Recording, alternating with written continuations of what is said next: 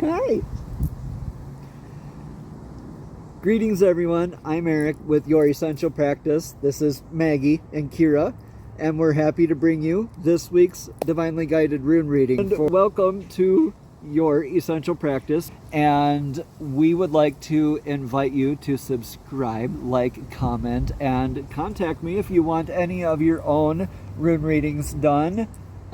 Links are down in the description. Also, lots of zodiac and astrological information down in the description box below. So if you want a lot of the astrological information, like what's happening, like moon transits, things like that, that's down in the description box. Okay, let's get into your rune reading for the 11th through the 17th. Greetings, Aquarius, and welcome to your Divinely Guided Rune reading here for the week. Let's jump in and get your rune for the energetic past. Here we have Othala.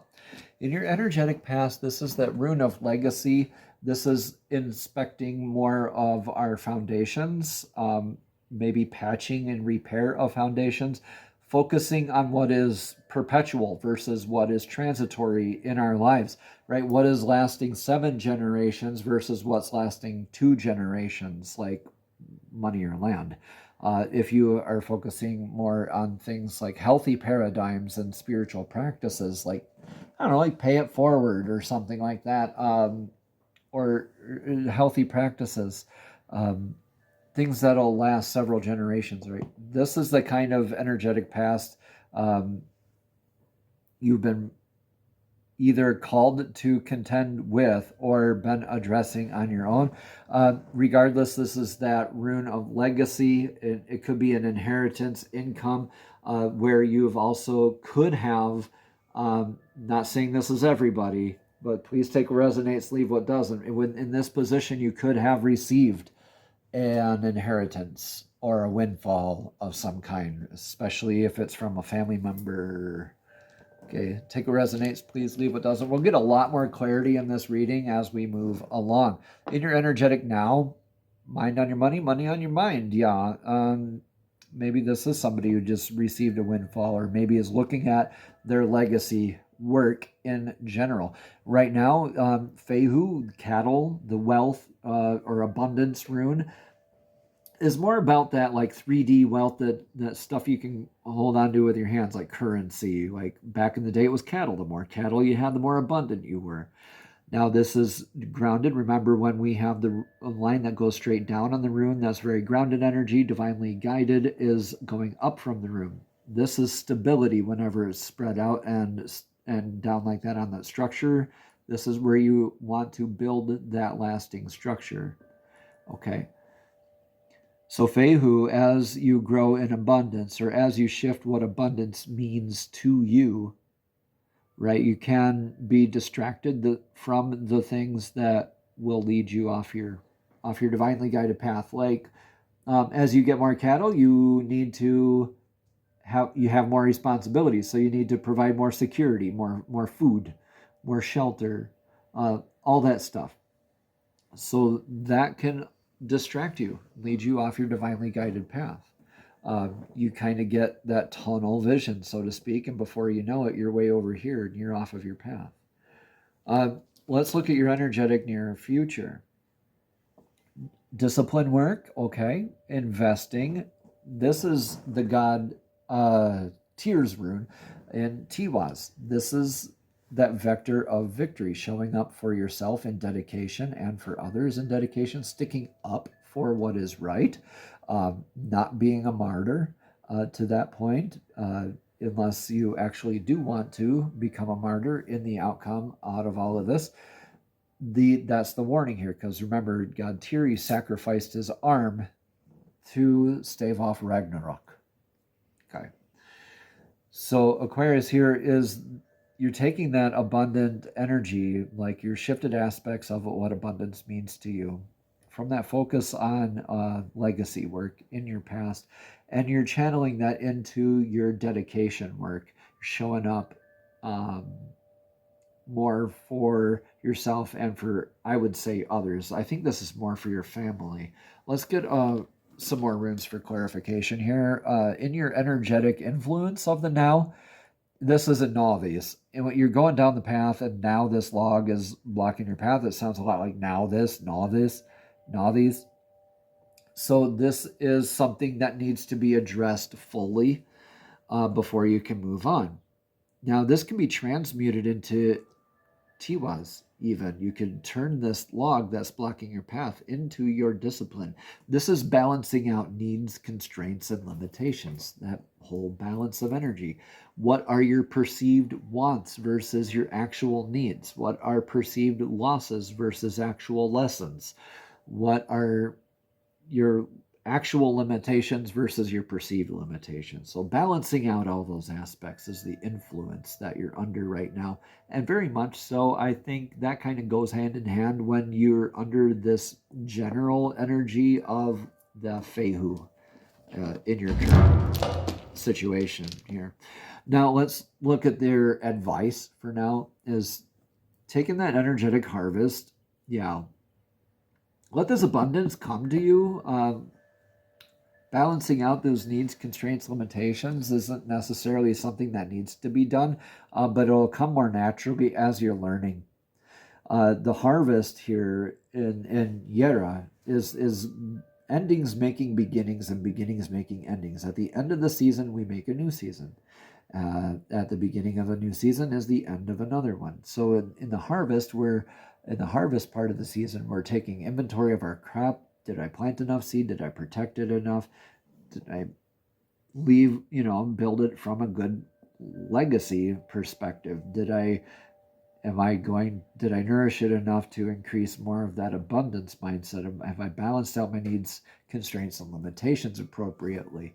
These are things to reflect on and learn from, and to adjust tactic if needed in the future, and showing up with the lessons learned from right now. This is your advice right now, is to take evaluation of your life and to learn these lessons so you can show up in dedication in your future. What's your outcome of this whole rune reading here, though? Let's get to what you really want to know.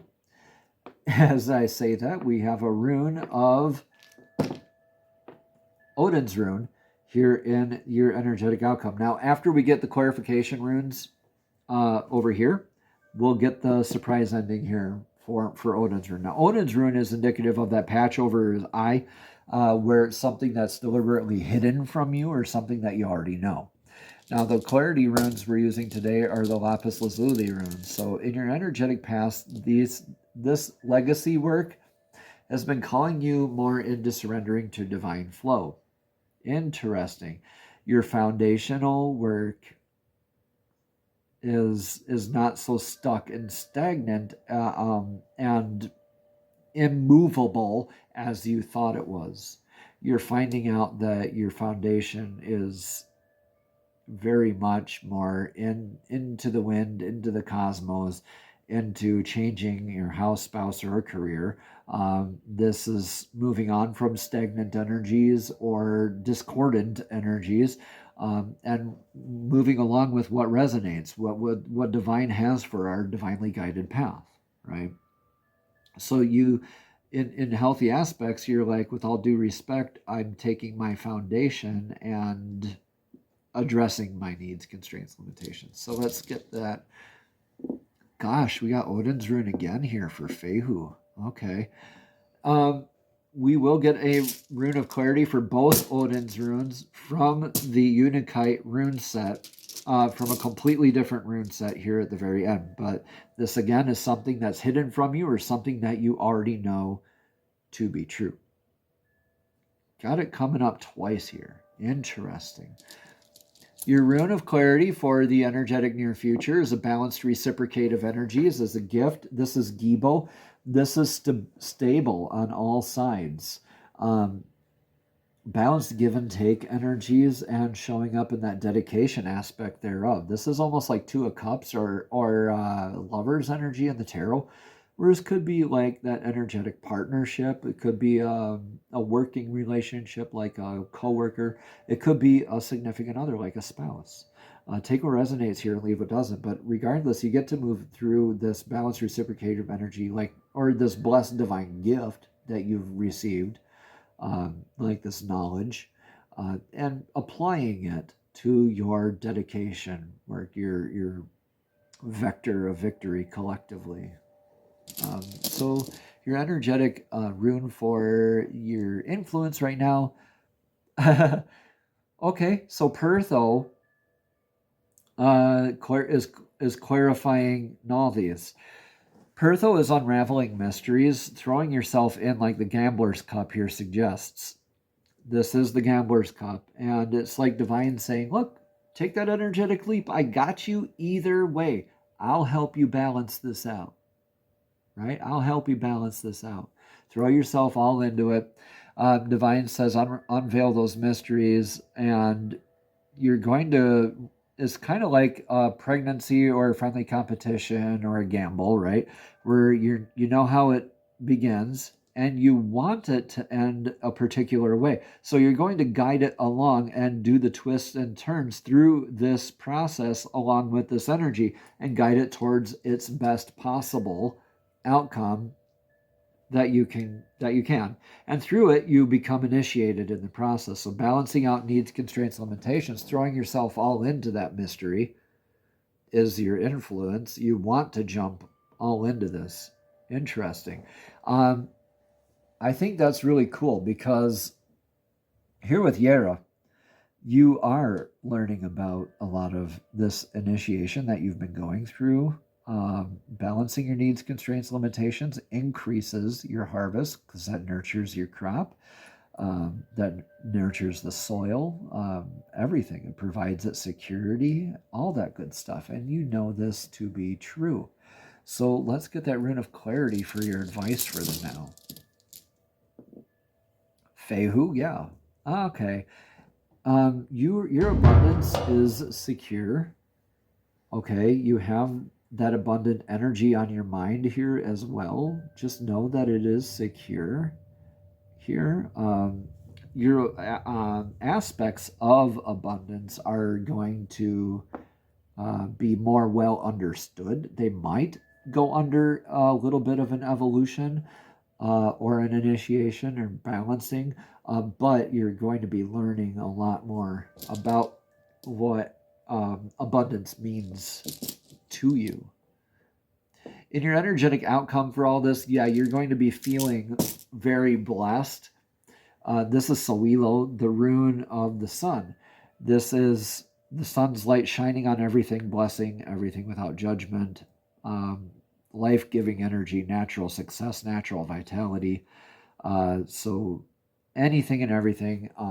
This is like feeling like very lucky, very blessed throughout these energies, and this is what you get to apply it to in the future. So let's get those Odin's runes clarified here. Okay, so in your energetic now, we have Ingwas. This is okay, divine masculine, stoic kind of energies, kind of how we need to approach this abundance kind of mindset. Very grounded, ego, healed aspects of ego. We don't want to kill the ego. You don't want to kill an aspect of yourself. Don't be ridiculous. You're not chopping off your arm and spiting of your body, okay?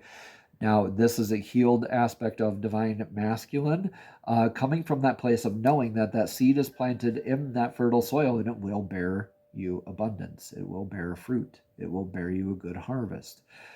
This is a good opportunity to state that we have aspects of divine masculine and feminine in all of us. So this is healing more of that ego sense of abundance, being less defensive and more like, I'm just going to go in and uncover a mystery. More like, I'm not even saying willy-nilly, but less serious and more accepting.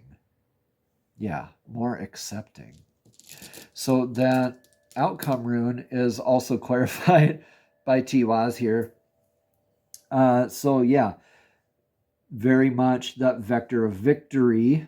You're feeling victorious here in the outcome of everything, and you're going to be able to have this abundant energy of good fortune to apply to your reciprocative give and take in the near future. You're going to be building and sticking up for each other and being very disciplined and guiding one another in the future. Wow, that's really cool. Like, this is like not just leading by example, but also letting yourself be led. In that same healed aspect of divine masculine and that same dedication, letting yourself be led by divine, right? Beautiful energies here for you, Aquarius. Now let's get the Soul's Journey Oracle deck card of clarity for this divinely guided rune reading. Wow, one fell out already. Okay. Thank you, divine. Message of clarity is honesty. I can't always expect the truth from others, but I can expect it from myself. Yeah. This is like very much like that integrity, that honesty, very much like that Libra kind of energy, that innate sense of fairness, judgment, that what is right, and being honest throughout all of it. Now let's read a bit about that card of honesty. Again, this card says, I can't always expect the truth from others, but I can expect it from myself. Aquarius, being truthful with others is a slippery business. You are expected to tell and expect to be told white lies. No one wants their feelings hurt, but sometimes a strong dose of reality is needed. No one can tell you definitively in what circumstances an untruth would be better, but honesty is usually the best policy. You, and only you, know in your heart when the right time is to be totally honest. The only time you must be absolutely truthful is when you are addressing yourself. You must at all times present yourself authentically to those around you. Only by being yourself do you draw the people and circumstances that you most need to learn from. Namaste, Aquarius. Have a blessed, abundant week.